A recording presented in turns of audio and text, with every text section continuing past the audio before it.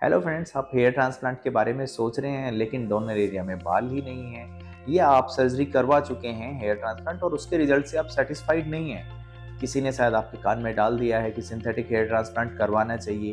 ये synthetic hair transplant है क्या? आपको बहुत ज़्यादा वीडियोस भी इसके नहीं मिलेंगे कि ये कैसे क्या चीज़ है। तो आज हम इसी टॉपिक के बारे में बात करना चाहेंगे। Hello friends, my name is Dr. Santpal Sangwan. I am a dermatologist and hair transplant surgeon. और आज मेरा मेन टॉपिक है सिंथेटिक हेयर ट्रांसप्लांट। ये कैसे होता है, क्या इसके साइड इफेक्ट हैं, क्यों ये कई जगह बैन है, किसको करवाना चाहिए, तो सारा डिटेल में इस वीडियो में आपको मिलेगा। पूरा वीडियो आप देखिए और फिर खुद से डिसीजन लीजिए कि आपको क्या कराना है। तो हम स्टार्ट करते हैं। सिंथेटिक हेयर ट्रांसप्लांट मीन्स कोई ऐसी चीज़ आर्टिफिशियली जो बाहर से बनाई गई है। तो सिंथेटिक हेयर ट्रांसप्लांट बनता किससे है?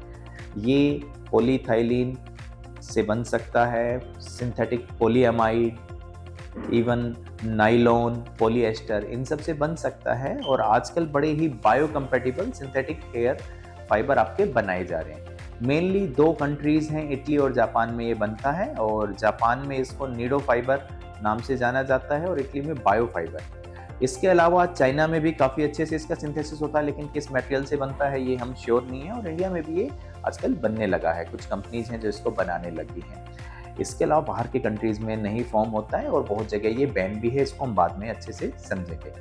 सबसे अब ये किस में बन चुका है, कैसे बनता है? अब ये क्या हेयर ट्रांसप्लांट जो नेचुरल हेयर ट्रांसप्लांट है या ये एक जैसा होता है? बहुत लोग इसमें भी कंफ्यूज हो जाते हैं। तो इससे डिफरेंस आप समझिए। नेचुरल हेयर ट्रांसप्लांट में हम नेचुरली यहाँ से बाल निकालते हैं, स्लिट या छेद बनाते हैं, इम्प्लांटर की हेल्प से यहाँ उन बालों को डाल देते हैं। तो इसमें कोई सिंथेटिक कुछ नहीं है।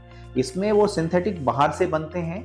ये किसी भी शेप के, किसी भी कलर के, जैसे कि किसी को कर्ली हेयर हैं, ब्लैक हैं, ब्राउन हैं, वो बनवा सकता है। आप उसे टाइम दीजिए, वैसे ही आपके बन के आ जाएंगे, क्योंकि सिंथेटिक है। कलर हम कर सकते हैं, इवन वाइट भी बनवा सकते हैं। लेकिन नेचुरल बाल तो जैसे हैं वैसे ही होते हैं। और अब ये नॉर्मल हेयर ट्रांसप्लांट जैसे ही होता है, इस बारे में हम बात करते हैं। बिल्कुल आप समझ सकते हैं, कुछ कुछ वैसा ही है। बस इसमें हमें बालों को निकालने की ज़रूरत नहीं पड़ती। हम सिंथेटिकली बाल लेते हैं, स्लिट बनाते हैं और उसमें इम्प्लांट कर देते हैं। बस इतना ही हमें करना होता है। तो अब इसके बेनिफिट क्या है? सबसे ज़रूरी चीज़ देखिए, एक तो इंस्टेंट रिजल्ट जो आजकल हर किसी को चाहिए। सर्जरी हुई और तुरंत आप ऑफिस में जा रहे हैं, मैरिज में जा रहे हैं, कुछ भी आप कर सकते हैं। दूसरा, ये नेचुरल बालों जैसे ही दिखाई देते हैं देखने में, काफ़ी समय तक तो वैसे ही रहते हैं, हालांकि कुछ समय बाद ये डल हो सकते हैं। तीसरी चीज़, टाइम। फोर्थ, कॉस्ट इफेक्टिव, क्योंकि सर्जरी भी बहुत लंबी नहीं है, बाल भी हम बना सकते हैं, बहुत कॉस्टली नहीं पड़ते हैं ये। तो ये इसके कुछ बेनिफिट्स हैं। और फिफ्थ, जिसकी डेंसिटी नहीं है, नेचुरली हम नहीं कर सकते, उनके लिए एक ऑप्शन कम से कम हो जाता है हमारे लिए। किस किस में हम इसको, नुकसान क्या है इसके, किस किस पेशेंट में क्या क्या इसके नुकसान हो सकते हैं, वो हम बात करते हैं। देखिए, ये नेचुरल नहीं है तो इसमें एलर्जिक रिएक्शन आपको हो सकती है। बॉडी हो सकता है आपके सारे के सारे जो ग्राफ्ट हमने लगाए गए हैं उनको रिजेक्ट कर दे।